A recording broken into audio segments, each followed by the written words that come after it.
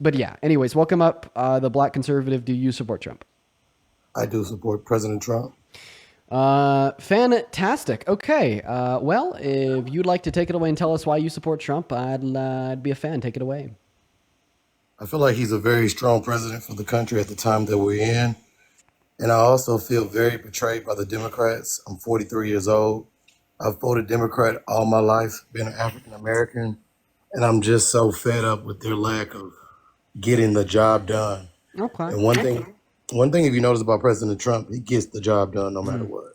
He definitely didn't get the job done with releasing the Epstein files, building that wall, ending the Russia-Ukraine war, and or cutting prices so fast on day one your head would spin. As well as a lot of people on the right would argue, he hasn't been getting the job done with the mass deportation and that his numbers have been lacking. I'd argue that he didn't get the job done with his economic policy. He promised us American prosperity. Turns out GDP went down in the first quarter and millions of low-income Americans are losing the benefits they need to live. So I would say he's failed at a job of making this country better. What about you?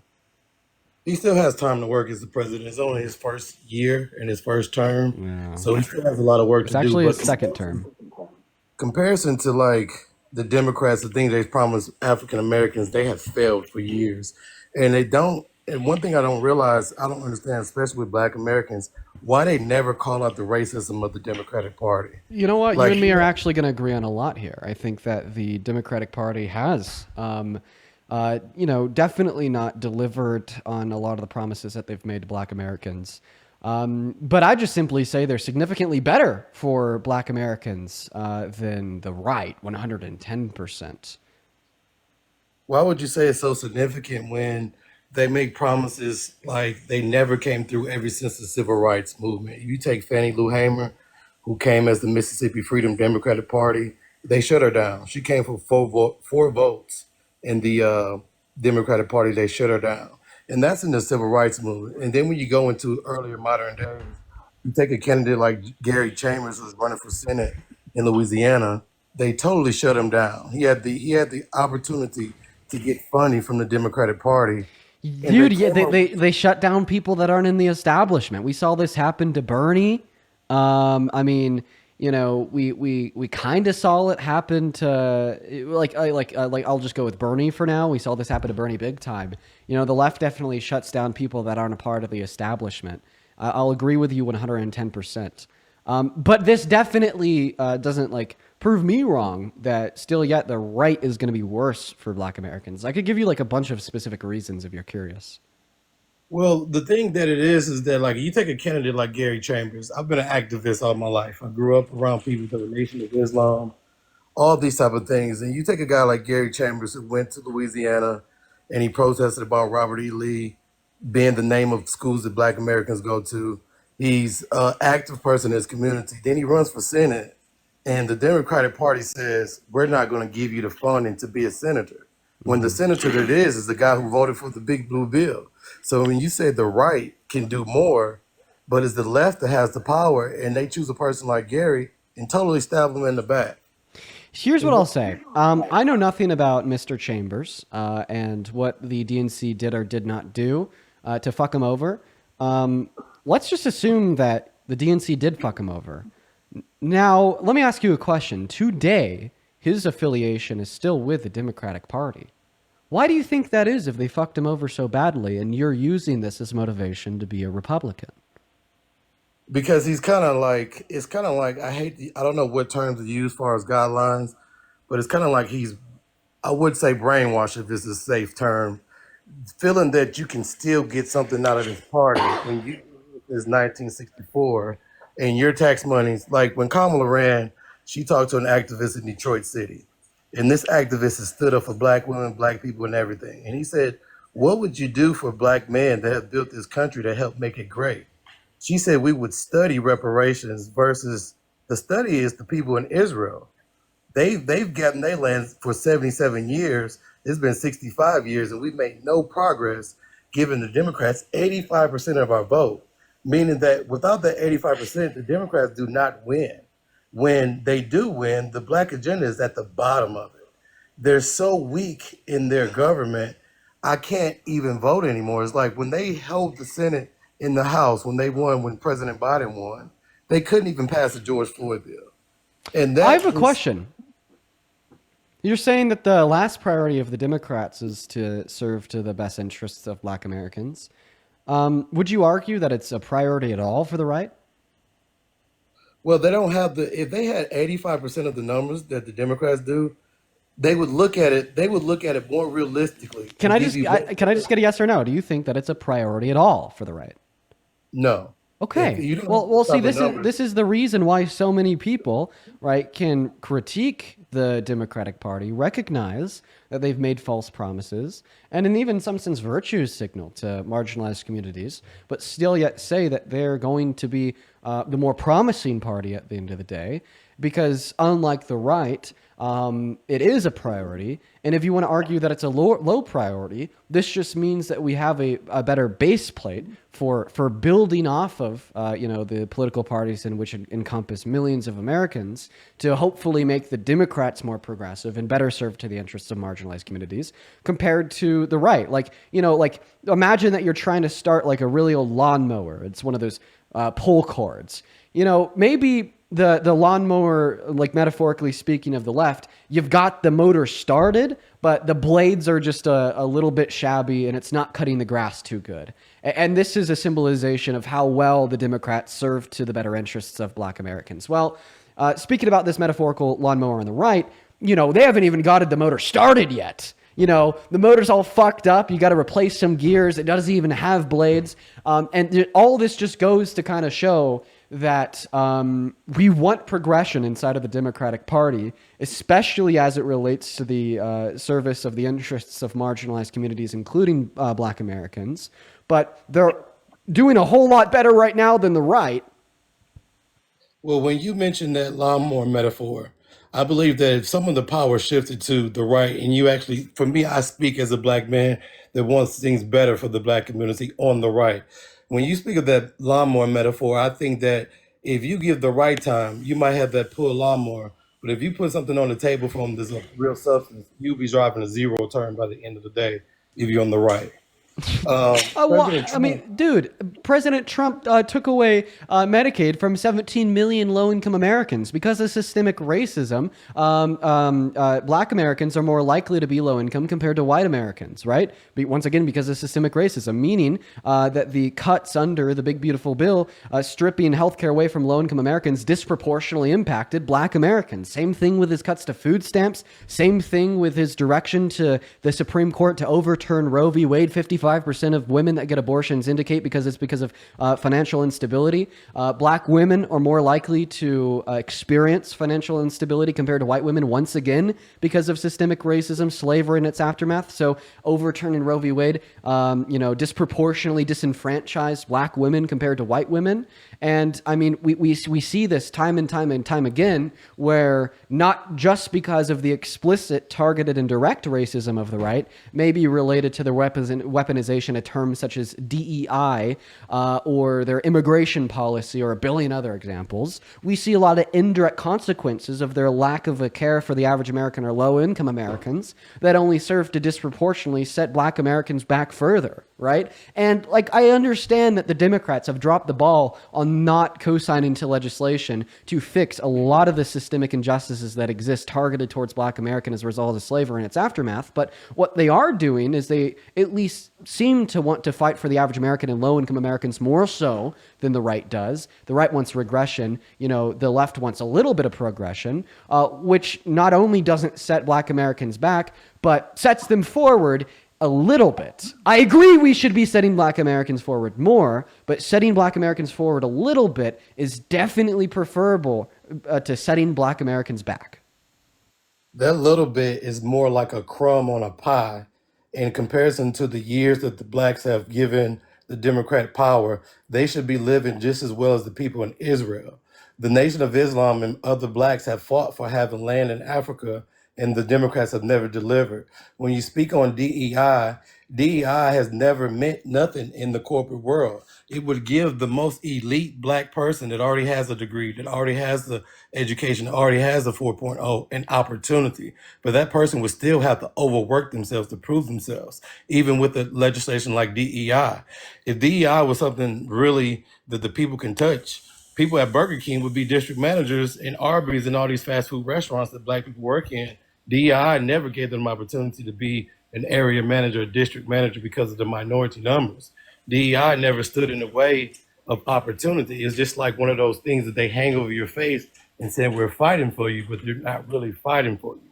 And when you speak on when they take away low income benefits, well, by the population of numbers, white people are more popular, so they're going to be hit by those benefits just as hard as the black community. The only difference is, and the thing that I challenge about Democrats is, the only difference is when they're hit with these benefits and they realize, oh, we really messed up with this bill, they're going to go to their town halls, they're going to jack up those senators, and they're going to make them get it right. Versus the Democrat, when they do something wrong, for example, the George Floyd bill, and they couldn't pass it, then you had two senators that were Democrats that didn't even vote with the bill. We just let them slide. We don't criticize them. We don't harass them or nothing. I'll let Parker up in here, but what I would like to say is that denying the disproportionate impact of the recension of social safety nets as a disproportionate negative impact on Black Americans is just denying a systemic injustice rooted in racism. And in denying said systemic injustice, I just fail to see why you're positioning yourself as somebody that wants justice. Well, one thing that I feel like with President Trump, if I was a person that could speak with him and speak on behalf of Black Americans on the right, he just doesn't have the right people to speak in a real term. And one thing about him is he does get things done. When he tried to create the First Step Act, he released a lot of federal prisoners that saw freedom. Now, it was stipulations in there that were kind of screwed up, whatever, but in hand, he still freed a lot of people with that act.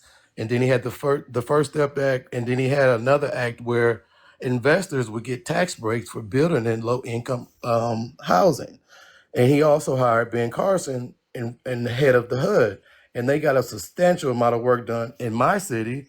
I live in Huntsville, Alabama, in Ohio, Chicago, and a lot of urban cities that I know people in.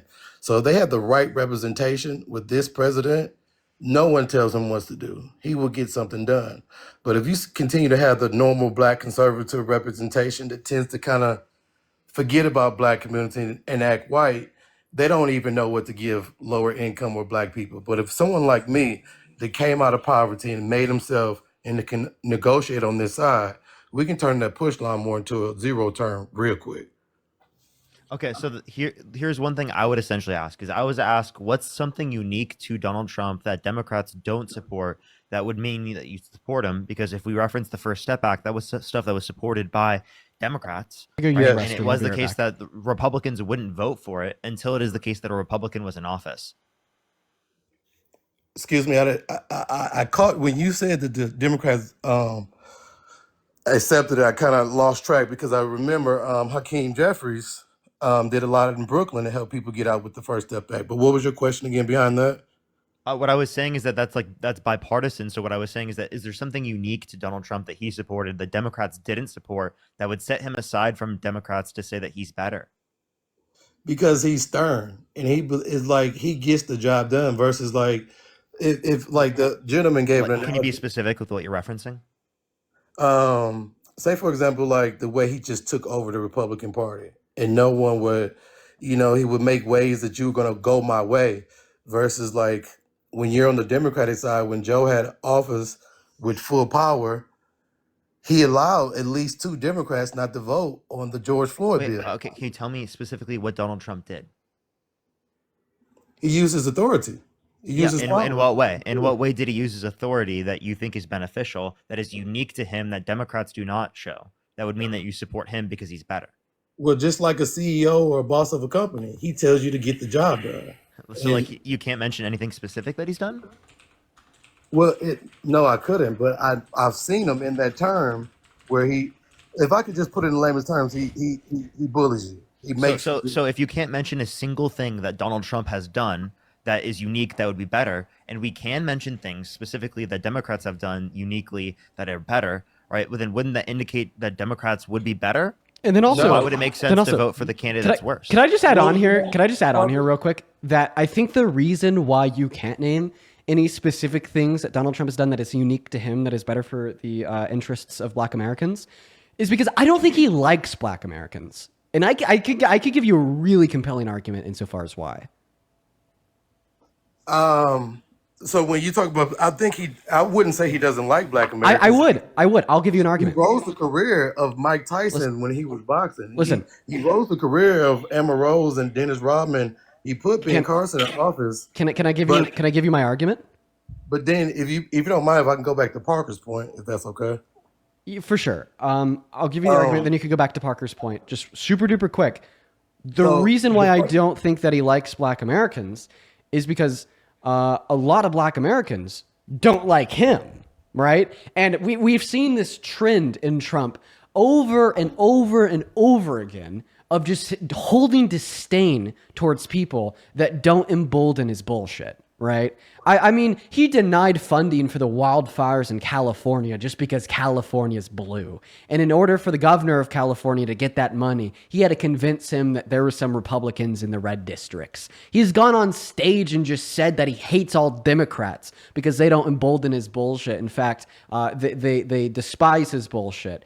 And I mean, what is the logical conclusion of all these facts as well as others? Well, Black Americans as a voting demographic were against Trump in 2016, against Trump in 2020, and against Trump in 2024. I wish I could give you like the particular, like percentage of Black Americans that do or don't like Trump, but the broad majority don't like the guy. And all that this tells me is because the vast majority of Black Americans don't stand up for Trump's bullshit. Trump doesn't stand up for them either. And he's made it so clear anybody that is reasonable should hopefully agree with this conclusion. And because he seems to not like Black Americans for this reason, maybe that's why he hasn't done anything that's super compelling or unique and against the grain to help Black Americans. Maybe that's why he's been weaponizing terms against Black Americans like DEI.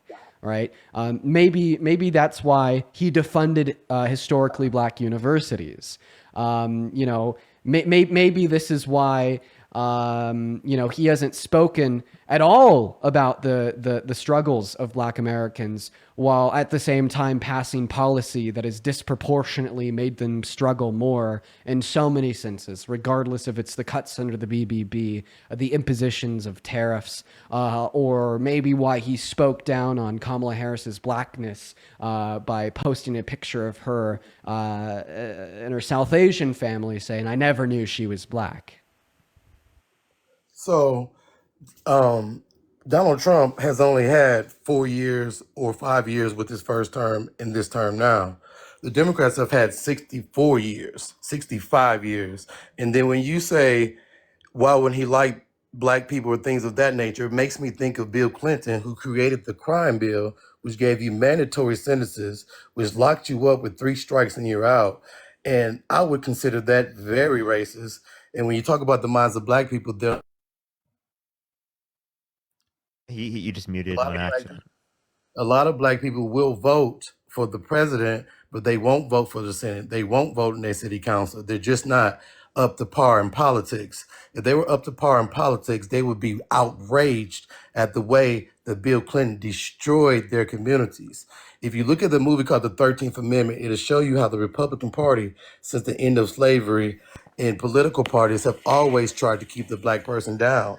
In the 80s, the Republicans were sweeping the elections. And Ronald Reagan's term manager said we used the word, back in the day, we could use the word N, if you understand what that means, degrading Black people. He said, now we can't use that word. We have to use code words like criminal. And when Reagan would say, we would go, Listen, a bad person is a bad person regardless of their political affiliation. And when you're telling us about Bill Clinton and the crime bill, I will agree with you. That was a bad bill. That was incredibly racist. And then once again, like the reoccurring theme that we've gone over and over and over again is how ultimately the right seems to be worse especially today with Trump. I mean, you were even just like talking about keeping black people down in America. Dude, what has Donald Trump done to everybody that has been in vocal opposition to him? What about the Wall Street Journal that's owned by the Murdoch family that also operates Fox News, which single-handedly won him the election by spreading disinformation? Now he's fucking suing them for $10 billion. He wants to keep them down. You know, what about E. Jean Carroll? Called him a rapist because he did grape her. Tried to hurt her, defame her, call her crazy, and call for imprisonment. Try to keep her down. And once again, just re-referencing back to that point how black Americans so disproportionately despise Trump. Well, what would happen if black Americans gained more electoral power in the sense of possessing a higher median income on average, possessing a larger net worth on average? All this would ultimately amount not only to more electorate power, but more of a say-so over who's representing them in public offices. Donald Trump wouldn't want that for a damn second. I think that this ultimately amounts to the conclusion, just like he's keeping all of his other forms of opposition down. He wants to keep black Americans down too, because they're in opposition to him. But this just all simply goes back to how disproportionately so Trump's, black Americans hate Trump, and how Trump hates people that hate him, and how Trump wants to keep people down that hate him. What this amounts to is just the continual perpetuation of a system in which just emboldens and inflares racism against black Americans, emboldens and inflares systems in which disproportionately negatively impact them, and attempts to prevent as covertly yet as loudly as possible, the further oppression of black Americans and the prevention of them from building more electoral power. And I think that everything that you've said here about the Democrats, or at least a handful of them, have been absolutely right. How the Democrats have served as a disinterest to black Americans, how the crime bill was racist as fuck, and how they've continued to virtue signal about caring but advocating for no policy that specifically addressed the struggles of black Americans. But I mean, I think for all the reasons and more, Trump's worse, and Trump will only set us back further. I'm also going to bring up Santana. Santana just has to come up. I'll happily connect him. But, those are some of my thoughts. Well, Dean, I think it's even worse when the Democratic Party exhibits the same racism. When you have a voice like mine that speaks on that Democratic side and they kick you out because you speak like that, I think that's even worse. When you toy civil rights in a person's face and you say, I'm fighting for your justice, I'm fighting for your equality, and then when you give them the power, they turn it to something else. They can give $180 billion to Ukraine while they're promising you things and they're still suffering. When I told you about Gary Chambers, you got a voice that spoke up for my people, inequality, justice. And when that voice is there, you shut them down. When you have these opportunities and you're given the power and you have all these black people with hope and you shut them down, that's even worse. When you have a president on this side that's only had 4 years of dealing with it, he has some ways about himself, but that's nowhere near 65 years of nothingness. I mean, we tore this country up in 2020 when we saw George Floyd get done like that. And then the Democrats get there and they can't even deliver. The way that you speak about Donald Trump is the way that you should speak about Democrats that have failed the people. These people that have been in these immigration things, they should have been had citizenship when the Democrats had party. Black Americans should have been had equality things. But when a voice speaks like that, say, for example, are you familiar with the rapper Ice Cube? During the elections, Ice Cube asked for an opportunity to speak to both presidents about inequality and this unequal wealth gap with black people. Donald Trump said, "I'll speak with you." The Democrats said, "We'll Did get he did he together," speak and they with him? never spoke with him. Did he speak with him? Yes. No, he didn't. Did No, the he didn't. Democrats speak No, with no, him? no. I'm talking about Ice Cube with the Platinum Plan and Donald Trump. Donald Trump said, if I won the election, I would speak with you.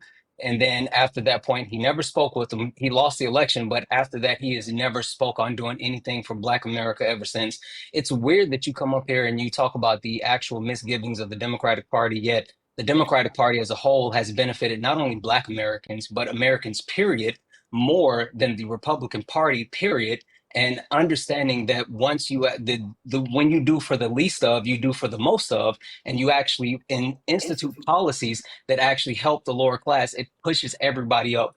I mean, you sitting here saying specifically, oh, Donald Trump, like Mike Tyson, he did some. Donald Trump has never, ever. Dean made the point very loud and proud. Donald Trump doesn't like black people because black people don't like Donald Trump. And for those few black people that Donald Trump seems to like, it's not because they're black or even because they're good people. It's because they're wealthy or they're celebrities. It's proximity. It's not about their race. Santana, have you ever spoken a voice out against the Democrats for the racism that they've done to the people? Yes. For who? Against who? Against multiple people, more so specifically that the Democratic Party doesn't do things that actually helps more people, right? They don't go far enough. And again, I don't have to say, oh, they're not doing this for the black community, they're not doing that for the black community. I say that they're not doing enough for everyone. That's the problem. So my argument is I don't hear that voice loud enough. Santana, are you familiar with Gary Chambers? Yes. Are, are Yes, you I am. are you satisfied with what the Democratic Party did to him? No, I'm not satisfied with how the Democratic Party works as a whole, right? So I make sure, just to make sure you understand this, I don't like the established Democratic Party. I don't, right? But the thing that I do know is the established Democratic Party is completely better than anything on the right. Not even far. When you have white nationalists like Stephen Miller writing policy for the Trump administration, when you have Tom Homan actively going after brown people to deport them in a disgusting way, when you have what's the guy's name? I can't remember, but the ambassador to Israel specifically targeting those people in Gaza, they don't care about not only Black Americans, they don't care about anyone that's not white Christians. It's weird that you're siding yourself with them. Well, I am a swing voter, so I go whichever way I feel better. And I just feel betrayed by the Democrats. But if I'm looking at this as a bipartisan thing where I want to go, I still don't see a strong future, even in the Democratic Party. I still don't see them really, like, I live in Alabama. They give no opportunity to vote in Alabama where a person can be sent to the electric chair for anything. The laws can be so messed up and twisted, but the Democratic Party has no hold in that state. But when they Yeah. had an opportunity to run for senator and Doug Jones ran, Doug Jones did commercials about civil rights when he fought for civil rights in the Birmingham bombers and how he was going to stand for black people. And I was the person that voted for you. But when he came to Selma, where some of my fraternity brothers are the mayor there, and they Which asked him, fraternity? Kappa Alpha Psi, and they asked Mm. him, So you're a what? new. I'm a new from Gamma Okay. Phi chapter, baby, Alabama A&M. By the I When way, hear you. they Listen, I'm a. I just want to point out Go here, ahead, Dean.